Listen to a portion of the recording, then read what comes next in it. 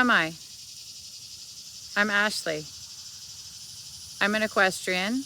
I'm a professional horseback rider, and I live in Florida. And I always think the easiest way to explain who I am is to walk around my farm and visit with my farm and describe my farm to people. So that's what we're gonna do.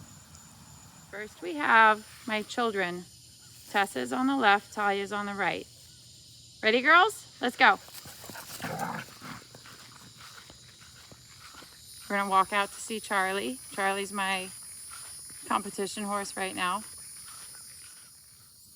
So as you can see, I'm a white girl, but honestly, I don't think of myself that way. What I think about is my relationship with my horses, because as an equestrian, so much of the sport is the communication between the rider and the horse. And so what I focus on in my life is nonverbal communication and more of an energy communication. And I've found that, at least for me personally, in my own worldview, I'm more interested in that than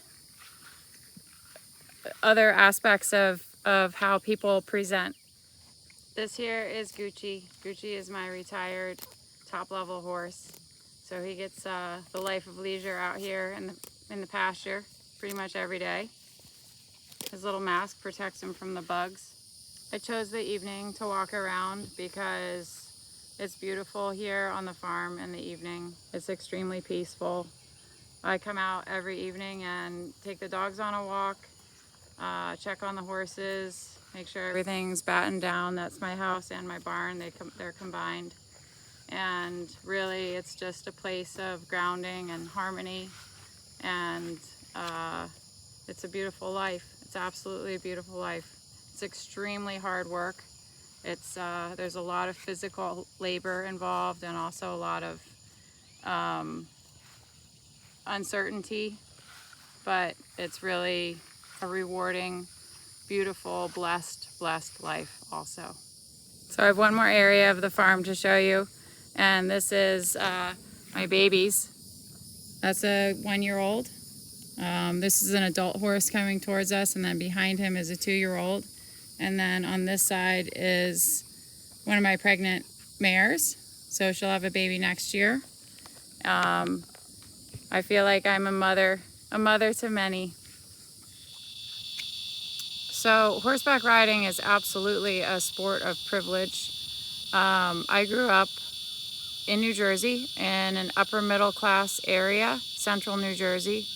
But outside of my socioeconomic status growing up, which was, I would say, moderate. I mean, I think that I was absolutely surrounded by kids of more privilege than me. But the thing that has stood out to me in my life that has made the biggest difference was the ability that I was afforded to get a very good education and a lot of exposure to the world. And that was something that my parents encouraged, and I think that I was drawn to as an individual. I traveled a lot when I was in my teens and 20s. I applied for scholarships. One of the first scholarship that I got was when I was 16, and it was through my environment club at school. And it was to travel to the Amazon rainforest and meet the indigenous people in the rainforest and see how they lived and see how the rainforest was being threatened. So I think that I've always had a care for those around me and things going on around me, and for trying to see perspectives from different cultures and different people's lives. But as an athlete, the interesting thing is that even though the main communication is with the horse, and I heard one actually trans athlete put it best: when you show up at the barn, your horse doesn't care what your sexuality is. And I think that is such a great way to put it, because it is a sport where you your horse cares about the relationship you have with your horse. Your horse doesn't care what color your skin is, what gender you are, what sexual orientation you are.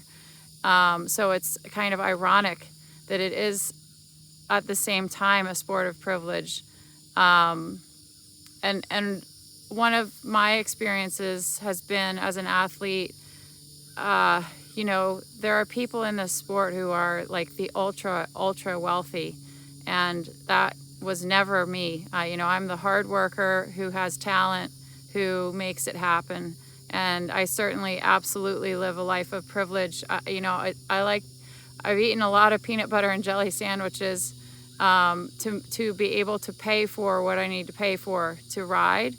So I absolutely have a blessed life, but it's financially very, very it's not financially a comfortable life. Like, I have a beautiful farm, but it's also a real juggle to make it happen financially. So, from my perspective in the world, I look at people who have just, gobs of money and are in this sport, and it's just an interesting perspective to feel kind of like the pauper in a sport that is such a first world privilege sport. But at the same time, one of the things I'm really proud of is I really advocate for different cultural backgrounds, different people to get into this sport, and I've done that in a couple of different ways. I coached the University of Florida team, and that team welcomes every student on campus, and we've had all different backgrounds of students. I had a kid from India who was riding with us. And then another thing that I did last summer I heard Misty Copeland speak, and she talked about being an African American dancer in ballet. She's a prima ballerina for the New York City Ballet, and how this, the ballet world was just innately racist. Like, the color of the tights was racist because all the tights were pink and she couldn't find tights that matched her skin color. And it was such an interesting talk. But her raw talent, and also her ability to be a spokesperson. And she said that there were people behind her. It wasn't her. It was, she was the messenger. And I thought that was a beautiful way of looking at it. And when I came home, I have a friend who has started a nonprofit called Strides for Equestrian Equality. And I called her up and I said, Heather, I would like to offer a scholarship for a person of color, to come to my farm and just be part of my group and make a connection with me as a trainer. Because even though I don't particularly go out in the world. I mean, I've been to Africa, I've been to South America, I've been in indigenous cultures actually all over the world, and I don't think of myself as a prima donna person by any means, and I've been in places where I'm the outsider, but it meant something to me to try to hopefully make the world see that there's room for everybody at the table.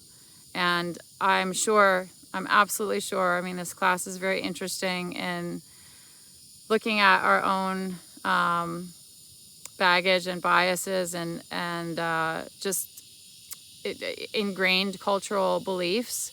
But I hope that as a professional, as an athlete, as a future CMPC certified professional, I hope that I can bring some grace and equality through my own, to the people that I help. The last thing I want to address is spirituality. I'm not religious, but I am spiritual, and I believe in a source power. And with riding, with my life with horses. It's a nonverbal communication, and so you have to step into what the horse is feeling. You have to empathize with the horse, and really you have to channel source power, source energy to communicate with them and to touch them and for them to touch you. And so I very strongly believe in that force, and that is a really big part of my life with all of my animals, my dogs, my horses, my students, any animal. But in any case, that is the end of my presentation about myself. Who am I? Look who just showed up. This is Billy. Burrito Billy. Yep, that's about right.